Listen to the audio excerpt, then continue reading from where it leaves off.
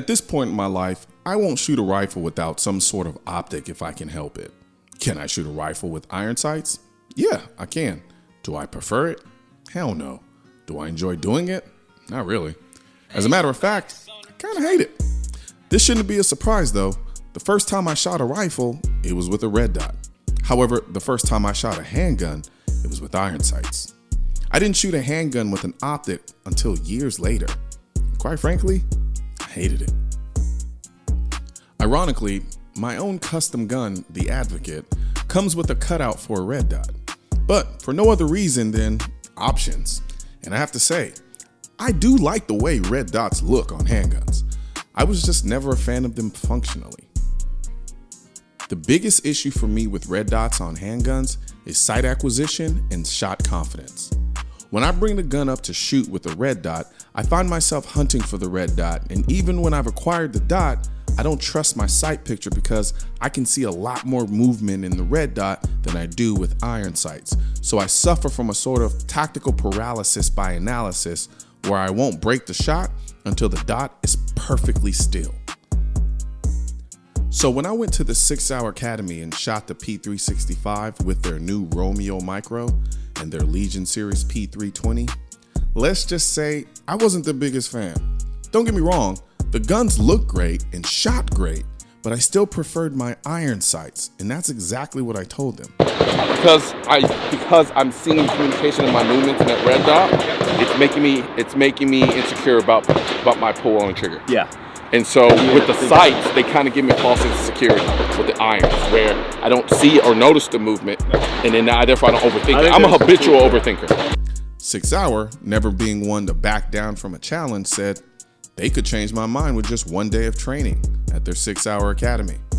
Me, never one to say no to free ammo and training, said, all right, change my mind.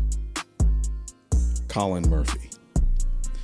The person SIG decided to use to convert me to the dark side was their instructor, Colin Murphy. Colin is a retired Sergeant First Class from the U.S. Army 3rd Special Forces Group. When you first meet Colin, he has a rather serious demeanor about himself. Like if you asked him what his favorite gun was, he'd say, I don't know what it's called. I just know the sound it makes when it takes a man's life. In reality, Colin is disarmingly down to earth and doesn't take himself that serious. I felt like I was shooting with a friend instead of an instructor I just met. His teaching style is simple. He gives you enough info so that it doesn't overwhelm you, then he demonstrates it, then you do it, and then he makes corrections, and then you do it again. Thankfully, this style fits perfectly with the way that I like. Nice job. 8.74 all hits. The zero. I told myself that I would keep an open mind and act as if I knew nothing about not only shooting a pistol with a red dot, but shooting a handgun in general. Because I've never done it, zeroing a pistol was a little odd to me. Even with a stable platform, I struggle to trust the red dot, which makes no sense considering I damn near won't shoot a rifle without a red dot. Offset. The offset between the barrel of a rifle and an optic annoys the hell out of me. I just want to put the dot where I want the bullet to go, and that's where the bullet goes. But because you usually zero your rifles at much further distances than 15 yards, your shots are usually low at close range with a rifle. So, I was relieved to learn that I don't have to hold over with a red dot on my handgun, the same way I have to do it with a rifle. Finding the red dot. My biggest problem with red dots on handguns is finding the damn red dot. It's like drunken sex. You've done this many times sober, i.e. iron sights, but put a little liquor in your system, i.e. red dot, and you can't find a damn thing to save your life. Now she's mad at you because she has to find it for you. But she's drunk too, so now she can't find it either. And now she's looking at you like, you should know how to do this. And I'm looking at her like, you've lived with this thing your entire life. How do you not know where it is? And eventually you find it, but it took forever. And now you're dead. I'll be honest, I don't know where the analogy began or ended. But what I think I was trying to say was finding the red dot with any kind of speed for me is hard. Man, I hope I'm still talking about shooting. Chasing the shot. I love drills like this because it forces me out of my head. I'm a habitual overthinker, so this drill forces me to shoot more instinctively instead of overthinking my sight picture. At this point, I'm starting to see an advantage of the red dot on a handgun. It's just a red dot. Point where you want to shoot and shoot. Whereas with irons, you have to line up the sights and then point and then shoot. I'm not fully convinced yet, but I'm recognizing some of the benefits. 3, 3, and 3. I didn't like this drill for the same reason I hate traffic. I don't like starting and stopping and speeding up and slowing down every 2 seconds. I'm getting used to the dot, but at speed, I'm still not really trusting what I'm seeing, which is why I have that little hiccup at the end. Or maybe I was just too busy trying to count the number of shots instead of focusing on the shooting, speed, and transition. Shooting fast for me is like I believe heroin feels like. I just can't help but chase the first high. I love shooting fast, and once I start, it's hard for me to stop. Shooting fast with a red dot was interesting. The red dot kind of sucks you in. Again, kind of like how I think taking heroin is like. Moving and shooting. You know how Tom Cruise, no matter what the movie is about, has to have that one obligatory scene where he's running flat out for no reason? That's me when it comes to shooting. Put a gun in my hand, and I'm going to find a way to incorporate some running. I'll admit, at this point, I'm getting more comfortable with the red dot on my handgun. I'm not really thinking about it anymore. The running or short sprinting forces me to get over however I feel about a red dot on my handgun and just shoot the damn gun.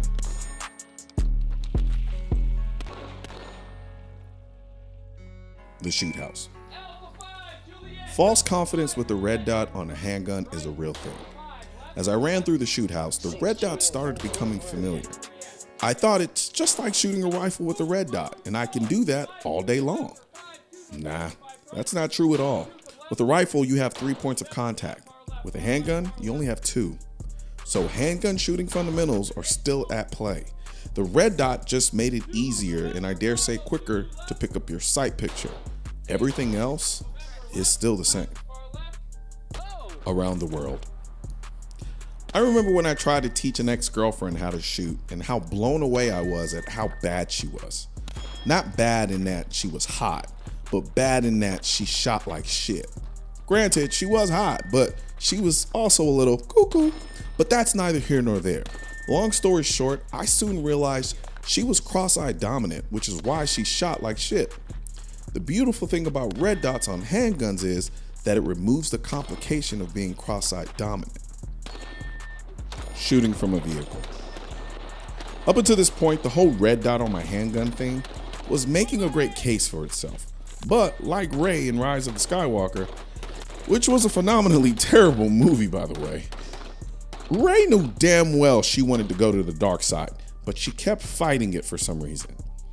I wanted to say yes, I love red dots on my handguns, but I was still fighting it. However, once we started shooting out of vehicles, I couldn't fight it anymore.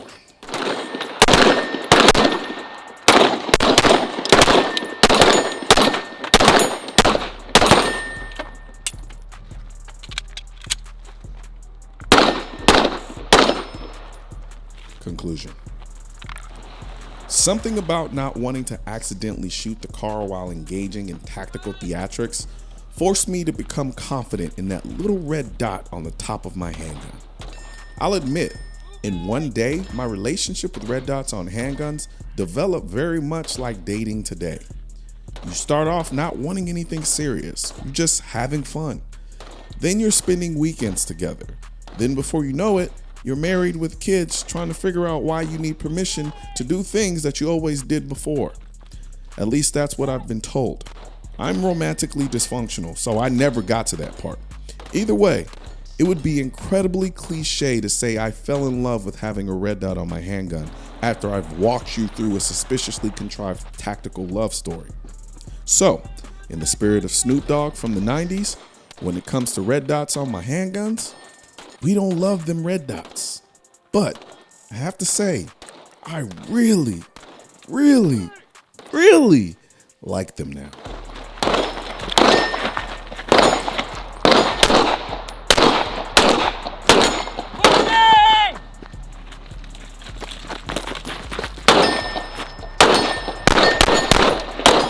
Loading!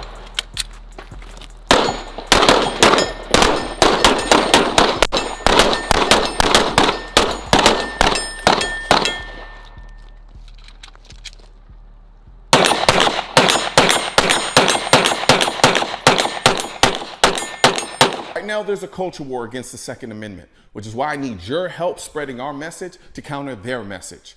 You can do this by leaving a comment, sharing this video, and click the bell and subscribe button. Let my voice be your voice, and let them know you want to keep America tactical, because the right to keep and bear arms shall not be infringed wasn't a suggestion. It was a directive. Also, if you're wondering where to get your I will not comply, I lost all of my guns in a boating accident, the AR-15 is protected by the Second Amendment, and your state-specific Keep America Tactical shirts, click the links in the description section of this video.